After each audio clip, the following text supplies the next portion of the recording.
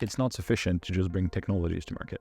What people actually interact with is not blockchains. What people interact with is products on blockchains, right? And so we need to take these things to market in a way that it's not just, oh, it's a cool piece of technology, whatever. We need to make it an actual better experience for people, something that helps them do something better. I'm not necessarily a Cosmos maxi. I'm a sovereignty and interoperability maxi. I'm like an interchain maxi, including like additional chains. Like we're giving everything that we have in the next like 12 months and stuff to like, bringing these things to market in a big way, or, die trying.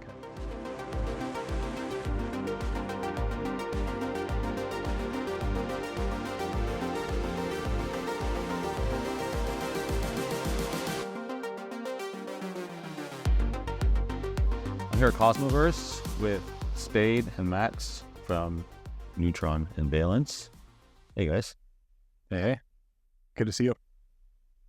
Thanks for coming up to my room and doing the couch thing. So yeah, this is the fourth Cosmoverse. It's probably your third, and your. It's also my third. I actually met Spaydh at the first Cosmoverse in Medellin. That was the second. Okay. That was my first. Yeah. The second, and this is now my third because that was my first. Yeah. Yeah. Okay. Cool. Actually, what I'm gonna do, I'm gonna give you guys the mic. That'll be easier. So yeah, what do you think? What are your takeaways from this year's event? Lots less drama. I love it. Lots less drama.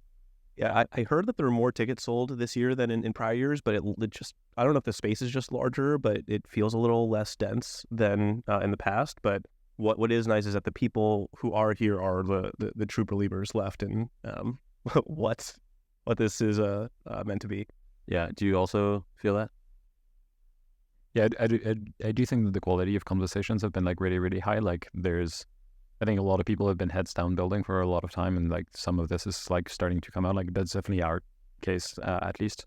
And yeah, I think like it's been great to get to sync with everybody. I think like in last year's edition, there was a lot of disruption due to some of the big like governance conversations that were happening. Like this year seems a little bit more focused on like, holy shit, we need to do something that actually matters, and actually make it. So I like that. Are we doing things that actually matter? I mean, Cosmos is the innovation factory for all of crypto. And so it will often be the first to market with something, but in the case of interchain security, it'll be something like EigenLayer that actually brings it to market. And so this is a pretty smart bunch. They can pattern match. And so I have seen that pattern, and at least what we're building with Valence, we're building protocol-to-protocol liquidity, very similar to EigenLayer's protocol-to-protocol security. But we want to build it in a way that isn't just limited to Cosmos chains, but is applicable to all chains. So don't just build it in this Cosmos specific way where other chains can then eat our lunch. Let's build it in a crypto wide way. I think other people are also waking up to this pattern. Yeah, on our side, it's also kind of like, I think the way I see it is like Cosmos is at a point, an inflection point whereby, we have great tech. If we don't take it into product, everybody understands, like integrate products. I think everybody understands that like, there's more pain coming. And so, at least on our side, like we see ourselves as like in wartime, right? We have clarity of purpose, clarity of objectives. And so like we're giving everything that we have in the next like 12 months and stuff to like, bringing these things to market in a big way, or, die trying kind of. I think like that's a shared feeling across some of the best teams in the ecosystem. And I think like that's kind of exciting actually. I'm curious to understand like if you think that like how do we still resolve the issues around, the hub identity? Like I think Cosmos's identity is still very unclear for people in Cosmos, but also for people outside of Cosmos. What is the path forward from here with regards to like how we take this technology and actually make useful stuff with it? But at the same time, I think the expectation is that people who are building with it make money. I think some of the ways that we phrase things might be a little bit of a cop-out, to be fair. Like, I don't think that, like the purpose of an ecosystem is not just to bring people who are most aligned and stuff. Like, if we're, a version of Cosmos that is successful is welcoming everyone, right? So when people leave, that is a strong signal that we're fucking up on something, right? And so, like, at least that's my interpretation of it. So I think that's the first thing, right? Like, I think we need to be honest with ourselves that like we have built really, really amazing things, but we have failed to build really, really amazing product and amazing distribution, right? Those are things like, those are problems that we know and have known for a long, long time. And so, I think the time to rest on our laurels is not now. Like, I think, being together with people who have shared identity, technological development ideas and stuff is like really comfortable, but it doesn't mean that, it might be comfortable, but it's not how we win, right? And so I think, it's just a question I think, so to go back to your identity and Cosmos question, right? I think like the key thing is the stack is winning. The Cosmos stack right now is getting a ton of adoption and distribution. There's like large high profile projects that are using it. Like, recently we had Story, last year we had Celestian, whatever. Like, this continues to happen. I think there is no concerns about the stack continuing to do well.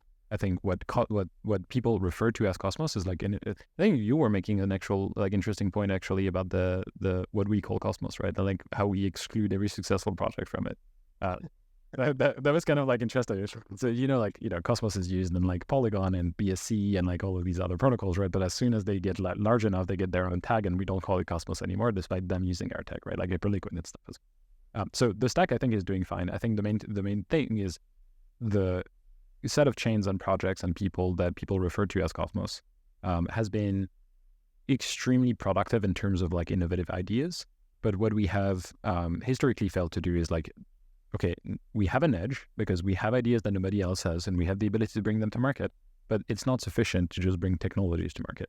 What people actually interact with is not blockchains. What people interact with is products on blockchains, right? And so we need to take these things to market in a way that it's not just, oh, it's a cool piece of technology, whatever. We need to make it an actual better experience for people, something that helps them do something better, right?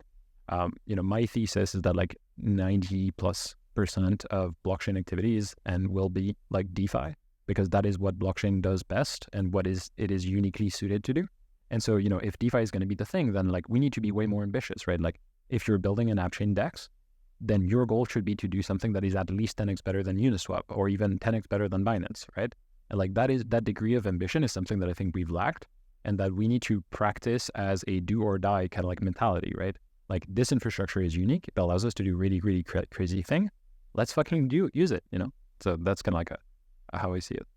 Yeah, that was an interesting point you had about ambition, because I actually do think that Cosmos attracts some of the most ambitious people in crypto. But the ambition does seem to stop once it comes time to like actually make a product out of it. They have these epic engineering feats, mathematical feats, but like when it actually comes to a product, it can be difficult. I think Cosmos attracts people that have these values of sovereignty and interoperability, and the belief that the ambition that they can do something better than what has come before, and that they want to have the ability to do things that aren't possible if you don't have an app chain, if you don't have these really powerful technologies. And so if you are coming into Cosmos thinking that like the ICF is going to save you or that the hub is going to save you, I think you will be disappointed. Maybe they come around and are able to figure out how to be of more support. But at least my perspective on it is that the Cosmos is this innovation center for crypto. Some of the best ideas are coming. So if you want to really build something big and industry changing, come here to figure out what's coming next. But as you build it, as you actually create a product for it, don't just target IBC enabled chains. Don't just target Cosmos SDK chains. Target all of crypto. Figure out how you can be of just as much value to an ETH2 as a Solana DAO as anything else, because this technology is really good at going interchain. And let's make that interchain not just these IBC chains, but all of crypto. Yeah, I mean, there is this bias also for EVM projects. Like, how many projects do you meet and you ask them if they're cross-chain? We support all the EVMs, and then sort of Cosmos and Solana and other chains are second thought, right, or maybe even third thought. So I do believe there is some bias that is in some way reinforced by the tech not being so interoperable with other types of tech, right? In this case, Cosmos SDK and Tendermint not being so compatible with the EVM. I think I do think that will greatly improve in the next coming years, though. I think that IBC is going to really help push that forward. I wonder, though, when it comes to IBC, out in the field, do you guys see a real desire to adopt IBC? And in Cosmos, we're all like gung ho on getting IBC adopted out in EVM and Solana. But is there this willingness to adopt IBC in those ecosystems? Are people actually excited about it? Yeah, I think that's a really interesting question. I think first, like a few things. Like the first thing is, I do think that there's really interesting developments coming in the next 2 years, and I think the two major ones are going to be IBC Eureka, which makes it like way more manageable for like non-Cosmos chain to. Let's just maybe pause there. What's IBC Eureka? Because I've been hearing about this, and yeah, IBC Eureka is a new implementation of the IBC specification that makes it way more gas efficient to run on like EVM networks and the Ethereum L1. Effectively, I don't want to go into the technical details, but you use ZK proofs instead of like verifying the entire thing like inside the same block. You basically do this off chain and then prove it on chain, and that allows you to have it like work on Ethereum and such, for example. So that's huge. The second thing that I think is like really, really important is like getting the Cosmos SDK to a stage where it's like easily ZK proven. And the reason for this is like, you look at rollups and people present them as scalability technologies, e.g. like we take one domain, like for, let's say Ethereum, and like we make it more scalable, like we can have more capacity and whatever. This is not what rollups do. Rollups are an interoperability technology. They create a new chain, allow you to easily and securely kind of like move to that chain, right? And so this is why like people, see kind of like this entire ecosystem as like one thing, is because they're, interoperable in a secure way, let's say, right?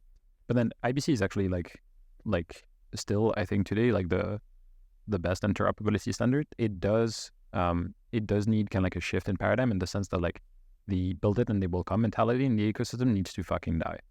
Like we need to shift mindset to a distribution mindset. E.g. IBC is a great piece of technology, but OP and Arbitrum and the others will not be investing tremendous resources into like getting our stuff to work for them. If we want these things to be adopted, we need to actually provide value by bringing them to them, demonstrating why it's better, so that they, so that all of the alternatives basically like fall by the wayside, and we can show why IBC should be the main standard, right? So yeah, we kind of need to bring it to them, in my opinion. Yeah, I think that's a totally valid perspective. I think it's also important to be like realistic with like where technology is at and where the liquidity is. And so I'm not necessarily a Cosmos maxi. I'm a sovereignty and interoperability maxi. I'm like an interchain maxi, including like additional chains. And so if there are chains where IBC doesn't yet reach, but there is liquidity, we're going to use Hyperlink, we're going to use Union, we're going to use other things. And so I think that IBC is the best, but just because it's the best, I think it's still important as someone that trying to bring something to market, try to get those distribution, like play the field. There are some great standards to get to where your customers are. Speaking of liquidity, we did a panel together in Singapore on how to attract more liquidity. And one of the things that was discussed there was this idea of bringing liquidity from, well, essentially there are the top 20 chains, of which several have very little liquidity on DeFi. Most of the liquidity is on wallets or on CEXs. Dogecoin, Litecoin, Cardano, all of these coins that have been around forever that have hundreds of $1 billion worth of liquidity just sort of sitting there. What are your thoughts on potentially like building a Babylon of Dogecoin or like the Babylon of Litecoin and having that liquidity coming to Cosmos as well? I mean, we have the tech to do it. We have that interoperability tech. Now it's just a matter of someone doing it, right? And bringing all that dormant liquidity on chain. Yeah, I had a really interesting experience when I entered Cosmos about 2.5 years ago, where I encountered all these just brilliant gigabrain academics and engineers and theorists and mathematicians like doing all this really amazing stuff. And as a finance guy, I just noticed that there's some financial engineering that's relatively low hanging that could really help make the most of the liquidity that we already have. Like it's no substitute for people on the front lines getting new capital, new liquidity into the ecosystem, but it's also important to make the most of what we have. And Cosmos is a great place to start because it's a peek into the future. You also have these great technologists that are willing to be early adopters of this tech, and I think not only could it help give people better price execution on DEXs, lower interest rates on lending, it can really stimulate the economy. It also really helps with incentive alignment. I think it has been a really good strategy for projects in the past to be really polarizing, to be really tribal, and to just like feed off the drama on Twitter of like why their tech is better than others. And I want to be a voice more of unity, of cohesion, of working together, of including and transcending. And there were instances like in Cosmos where Osmosis and Neutron had the potential to really be at each other's necks. And instead of that, we were able to introduce a primitive where they were able to share liquidity instead of be purely competitive. And I'm not going to say that that solved all the frenemy energy there, but it definitely helped. And there's a lot of dormant liquidity in these restaking protocols that are there's all this hype that these restaking protocols need to live up to. But what we've noticed, again, with Cosmos being an early, the first to market with this technology, protocols want more than just security. They also want liquidity. Stride was the second ever user of this restaking, and they demanded some liquidity in addition to security. And so seeing this pattern in Cosmos, this is going to play out in ETH, in Bitcoin, in Sol. And so we're trying to be proactive. We're talking with them about it. But until they really feel that pain, like they might not really get it. And similar with Cosmos, like sometimes you might need to really hit rock bottom before you make the changes necessary to move forward in a direction that it really supports your ecosystem. But in terms of the financial engineering, monetary policy is something that intimidates some people when you just say the word. But it's really as simple as like, what is your inflation rate? Where is the inflation going? And there's an enormous design space of where that can go. There are a lot of choices you need to make, and DAOs aren't necessarily the best at making really complex choices. So we're taking upon ourselves at Valence to really simplify this and come up with a packaged version of this that's really easy for a protocol to just say, yes, we want this, and start making money with it, or start getting liquidity flowing to their chains. Neutron has been a great partner with this. We're speaking with Movement. We had a great conversation with them yesterday, so we'll see if something happens there. And I think the space for financial engineering, especially at the monetary policy level, is very promising. So speaking about Neutron, what's it been like building on Neutron? Neutron has been an excellent partner for us. So when we were starting Valence, we had to decide, like, are we going to build our own app chain? You know, a co-founder, Sam Hart and Udit Vira, they're very capable. They've touched every layer of the stack. And so do we want to go that route? That would increase our time to market. It would increase our costs. It would change the composition of the team that we would need. And our preference would be to work with a blockchain to accelerate all that. But a lot of our value also, a lot of our tech will accrue value to the chain. So there would be some tension there if the incentives weren't there. And Neutron has also been very generous with like giving us ownership in the chain. So from an initial standpoint, that was excellent. They're also early adopters of our technology. So we had this idea of blockchain sharing liquidity with other chains. Neutron was the first one to do 4 of these bilateral liquidity deals. So that was really great. And building an integrated application on Neutron is especially great because we get a lot of the features of building our own chain without having to do that. Like we're in direct contact with the core team when we need to access NBlocker or various other things are usually available to app chain teams. Like we're able to access that. So we also, our engineers love Cosmosm. It's like Rust. It's fast. They love it. And yeah, I'm not sure what more there's to say. So like this idea of an integrated chain that you guys have been really pushing forward. Can you explain what that means and how it's different from building, say, like another ecosystem that isn't fully integrated? Yeah, for sure. I think like fundamentally Cosmos' innovation is 2 things. It's radical interoperability and the ability to leverage the consensus process to provide better functionality for applications, right? Initially in the Cosmos thesis, right, this was understood as like everything should be a Cosmos SDK chain and, it will be better.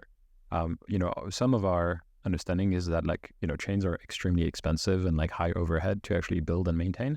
And there is tremendous value in like co-location, e.g. the ability to synchronously compose, like have applications talk and work with each other seamlessly in one block, right? And so basically what we do is we reconcile these 2 things, right? From a maybe less techy kind of like speak, the idea is that like, if you're really serious about building the best version of your product possible, you're going to face tremendous constraints on other ecosystems, right? You're building on Ethereum, you're going to hit the gas limit, you're going to, be limited in what you can actually build by the constraints of the virtual machine itself, right? What we do on Neutron is that we allow you to not only have a more performant, more secure VM to start with, we also give you access to a bunch of functionality that can never be just in the VM, and that basically is in the rest of the network, the consensus process and everything, and we make that available to you as a first-class citizen, right? And so, another way to put this is Arbitrum, Solana, Ethereum, and such value credible neutrality over product excellence. And as a result of this, application builders in their ecosystem will always be limited compared to what we can offer because we're opinionated about our block space and feature set, and our opinion is expressed in the sense of building everything the most ambitious builders need to make better primitives, right? So you want to build a DEX, cool, you need the most performant infrastructure. We can help you do that. You need to have custom transaction ordering and whatever. We enable that. You're building a cross-chain yield tokenization protocol. Cool, we'll give you all of the cross-chain infrastructure. You need to take assets, manage them, generate yield for your users and whatever, and do this in a way that they don't have to even touch a bridge or see a bridge in your user experience, basically, because all of this is handled by your smart contracts really seamlessly in the background. Mm-hmm. So this is kind of the thesis, right? Our goal as a network is to provide all of the tools and infrastructure that allow you to build really ambitious products, actually. Do you think that this will happen? My view is that this will happen naturally. That other chains, L1s, will naturally tend towards integration because it just makes sense for developers, and also developers want that. I mean, a developer probably wants an integrated environment where they have all of I don't think that's true. I think what we're seeing across the ecosystem is that everybody's just redeploying the same sort of general architecture and fighting for liquidity and and valuations through, getting a bunch of teams to fork applications and then make minor improvements there. But the structure of an AMM, for example, has not evolved that much over the last, since DeFi Summer, right? Sure, we have more efficient curves and stuff through the innovations of both Uniswap and Curve. But beyond this, there hasn't been that much innovation, right? And so what we see is just people redeploy new versions of the EVM that maybe is a bit faster or a bit parallelized or whatever. But they launch the same products. They don't actually fundamentally rethink how you can use blockchain technology to create these primitives, right? What we're proposing is more so hey, how about you forget about the existing constraint and what is today, and you think from first principle, what can be the best version of this thing that I'm trying to bring to the market? Yeah. And then whatever you need to bring that to market, you can.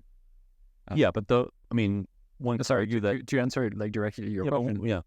To answer more directly, I don't think that these ecosystems will go for an opinionated infrastructure or block space approach. We are Solana will never be an integrated ecosystem in the sense that if they were to do so, they would completely hinder their ability to maintain their currently very, very wide ecosystem, because by making opinionated decisions about their infrastructure, they would strongly advantage some protocols and strongly rug others, right?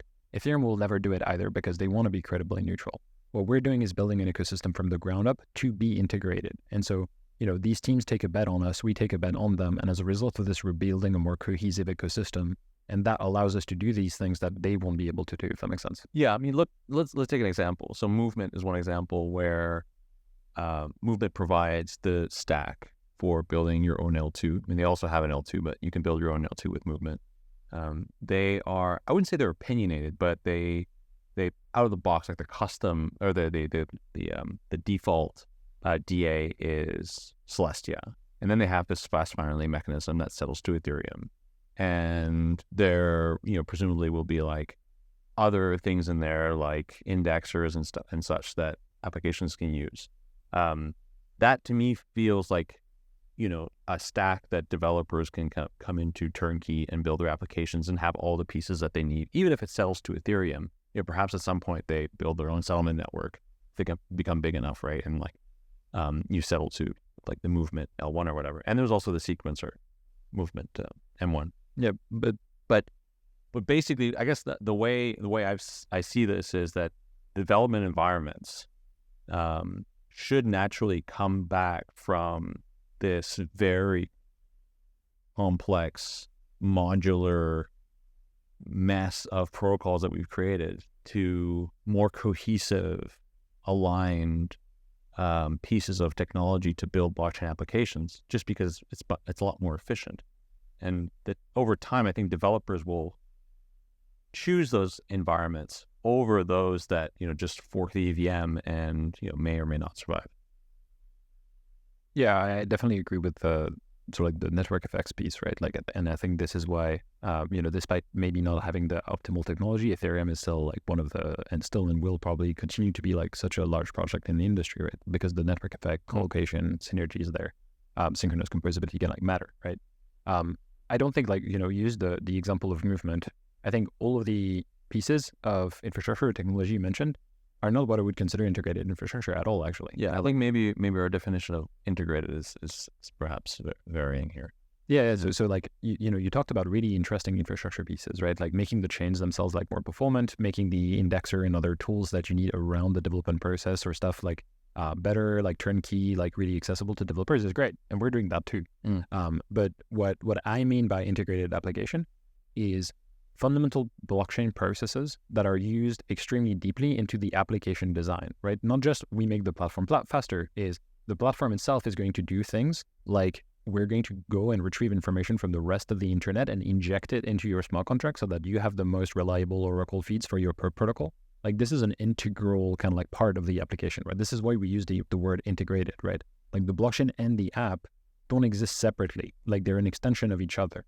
If you remove Neutron from any of the integrated apps on Neutron, they cease to function. If you remove the apps from Neutron, like Neutron cease to have any sort of like value or sense, right? And so like this is why we use the integrated part, right? Effectively, what we're doing is we're building a meta app chain. E.g., it's multiple app chains combined in one so that they're synchronously composable with one another, and so that you can provide the most cohesive, engaging, fun, integrated experience to the users, because now they don't have to care about like bridging from one chain to the other to access these products, because now they're synchronously composable. You have a higher capital efficiency. You don't have slippage on every one of your actions. You don't have to like wait for multiple block confirmations or all this kind of like friction that you get in other contexts, right? So it's a different concept, right? It's not just about we make the chain faster. It's about we build specific processes that are required for an app to function or to function like much better than whatever the competition is doing today, if that makes sense. Yeah, okay, that makes sense. Yeah. So tell me a little bit about, what it's been like running on Cosmos Hub Security for the last, 2 years now, or a year and a half since Neutron launched? Time. I always feel like time passes much faster than it does.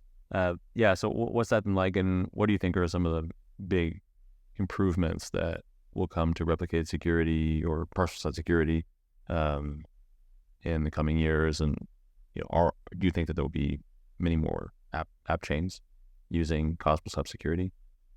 Yeah, I think it's a challenging question right now, in the sense that like Neutron's history and early history particularly was extremely exciting. Like getting to pioneer this technology, I think was really, really exciting. I think like a lot of good things came out of this. I think there were really well identified kind of like limitations that needed to be addressed, like the fact that it was like fully permissioned with a high like load governance process to get new chains on. I think was like definitely something that needed fixing. I think the informal teams engineering has like done a great job at like fixing this. I'm very excited about like Forge particularly as a product. I think like makes a lot of sense. Just like making it way easier to launch Cosmos chains, I think is like makes a lot of sense, right? Yeah. And it's very synergistic with ICS. Where I find your question a little bit difficult to answer is like Informal has announced recently that they would be handing over the maintenance and product ownership of the hub for I think really good reasons. I think it's justified.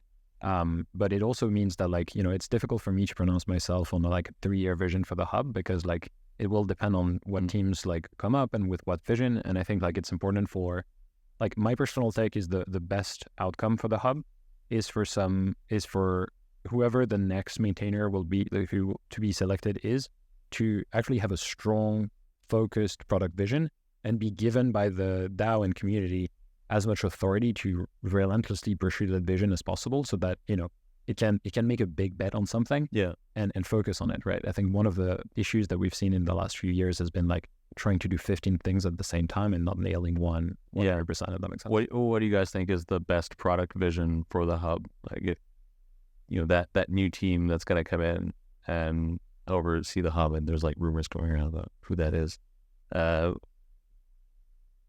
If you had to look into the future, 4 years from now, 5 years from now, what's the ideal outcome in terms of what the hub can offer as a product to compete with Eigenlayer and like all the other layer ones and security sets out there? So I spent a lot of time thinking through an answer to this question about 2 years ago, and it was almost exactly 2 years ago that we launched the Cosmos Hub white paper. Yeah. My opinion is still unchanged. I think that paper was 2 years ahead of its time, and that the hub would still be very well served to pursue a lot of those ideas. Some of them have already happened. We launched interchain security. The hub launched liquid staking. The allocator and scheduler are still things that people haven't really picked up. We have picked up the allocator. We've pursued that ever since coming up with that idea, and I think the hub could really benefit from it. My intention in creating Valence and creating this liquidity interoperability machine is to treat the hub just like any other customer. I think that the hub has the potential to be the key user of this. I think it has a core product of Atom that is sort of searching for its place, and a lot of people like to talk about money, and it does have the potential to be this interchain money if the hub is able to get its act together. I believe Hydro is supposed to launch today. So I haven't checked. I think they're actually going to be talking about it later today, but I think that could be a really great opportunity for the hub. But it's really an opportunity for the hub to lose. Like if the hub were, I think if the hub had leaned into this 2 years ago, they could have been like a clear, undeniable winner for it. They've given everyone else 2 years to catch up. And so I still think there's an opportunity for the hub to lean into it. I hope the hub does lean into it. But speaking with Movement yesterday, there's a desire for them to be deploying liquidity. Celestia wants to deploy liquidity. A lot of these other chains now want to be deploying liquidity, and we've already helped Neutron deploy a bunch of liquidity. There's the space has got a bit more complicated, a bit more difficult, but I think the hub still could very much lean into it. I think the way that liquidity has been deployed so far, the hub was one of the first to do this sort of unilateral liquidity deployment to increase staked Atom liquidity on Astroport. All 4 of the deals that Neutron has done have been bilateral liquidity deals where Neutron puts in, say, 500,000 or so of its native token. The counterparty, call it Stargaze, puts in 500,000 of their native token. Together, they create about $1 million of liquidity on a DEX, like Astroport. Yeah. That's one way of doing it, but there are more ways. It really depends on what a protocol wants, what their goals are, and there's a lot of financial engineering that we can do to achieve their goals. Spaydh, any thoughts on the product vision for the hub? Yeah, I think it's a tough question. I think I ask only tough questions, man. Fair enough. That makes for a good interviews. I'll give you that. I think there's different options, right? I think there's a world in which ICS could be tremendously successful. I think that probably looks like also having kind of a layer on top, which is about basically projects probably don't just want security. They also probably want for you consuming your security to be a strong go-to-market advantage. Basically, give me an unfair advantage and I'll buy your product is kind of the thing. And so I think there's a world in which that can be tremendously successful. I think that requires a very strong, very focused team pushing for this to happen. I also think an OG vision for what the hub's role in the ecosystem should be is to be this kind of proxy for the success of the ecosystem, right? E.g., the hub itself doesn't necessarily need to be doing 15 different things, but it should be in a way tied with the success of the broader stack and ecosystem. I think a good way that people were excited about for historically has been tying the hub's value accrual, let's say, with the success of IBC. I think initially, or at least up to today, that has been extremely challenging due to the fact that we kind of have plentiful resources in terms of compute because every chain has their own. And so verifying, clients and stuff for Cosmos chains is not a problem. Most of the chains are able to have, direct point-to-point connection to every other Cosmos chain that they wish to interact to. But with Eureka and, starting to have client verification on Ethereum and L2s and Solana and other chains like this, then you have a much stronger economical incentive for there to be some kind of a hub in this network. so that you can really optimize the cost and infrastructure that's required for these connections to actually exist. And so I think there might be an angle by which the hub can like really double down on like being kind of like the prime kind of like IBC infrastructure and connections provider for the entire ecosystem, and facilitate the distribution and acquisition of liquidity for the ecosystem as a whole, and do so in a way that's value accretive for the ecosystem rather than like, kind of like rent seeking, like, value accretive way, but also like in a way that can be monetized and that sort of like ties its value accrual with the growth of the IBC ecosystem as a whole, which I think could be bullish. I think that was challenging to do before. I think there might be a window of opportunity for it now. There's a few other things. I think like another, and this one is like much more controversial. Like a lot of people have like blamed me for like pumping my bags by preventing Cosmosm on the hub, which is kind of like funny because I was for 69. I always said that like, yeah, it makes sense for the hub to have like Cosmosm as a tool. The only prop that I argued against was the one that says like, hey, let's do a DeFi app there, like a DeFi app store on the hub. Arguably not the best Cosmosm proposal on the hub. But I actually think that like there is a world in which if all else fails, the best option is to do a fat chain and just like actually have the hub like pursue having everything on its own like Cosmosm layer and stuff. I don't think that that's the best option or whatever. I think it is very destructive in terms of like it changes the incentives alignment through the ecosystem or stuff. But I would much rather see the hub be successful in that way than the hub just, completely withering and dying, if that makes sense. That does make sense. We don't want the hub to wither and die, do we? Yeah, we've, at least at Valence, we've been, if people don't know, a lot of the origins for Time Wave and Valence were a result of like Prop 82 and then the failure to move forward with the vision that we were hoping for. And so ever since like that happened, we've developed our strategy in such a way where we are not dependent on the hub.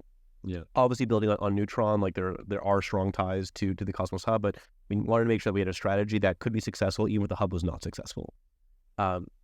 Even given that, a strong hub would help us. So we'd love to see Atom 10x. We'd love to see Atom have more distribution. We'd like to see them lean into this. But even if it doesn't, Cosmos can still survive. Absolutely. Guys, thanks so much. Yeah, thanks, Deb. Cheers.